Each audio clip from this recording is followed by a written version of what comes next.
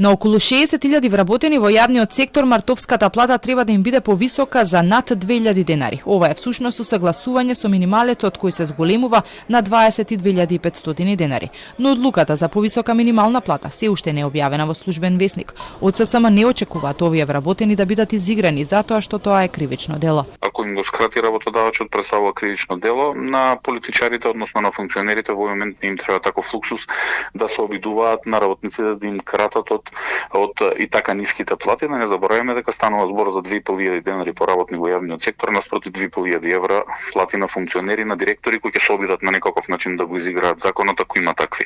Пресметките за мартовските плати веќе се започнати. Од ССМ се надева дека повисокиот минималец најдоцна до понеделник ќе биде впишан и во службен весник и потоа службите во сите сектори да ги направат потребните корекции. Во текот на утрешниот ден веројатно ќе биде објавена објавата за висината на минималната плата и работодавачите ќе треба да извршат корекција на платите за пресметката на плата за месец март и на сите оние кои имаат основна минимална плата да ја зголемат за 2.500 денари.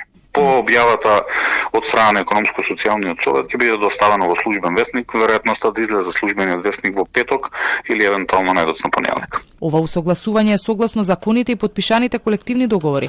Од ССМ велат дека иако има зголемување на платите, тие не се доволни затоа што цените растат многу поврго. Последните пресметки на синдикатите покажа дека безмалку 59.000 денари му требаат на едно 4-члено семејство да ги покрие основните потреби во месецот. Во март во однос на февруари трошоците се зголемени за над 1.500 денари. Најмногу раст има кај храната. Цените во овој дел доскоро беа под контрола со мерката за замрзнување, но владата одлучи таа да престане да важи. Сега се чека проблемите да ги реши законот за нефер трговски практики, а до тогаш граѓаните се оставени на совеста на трговците.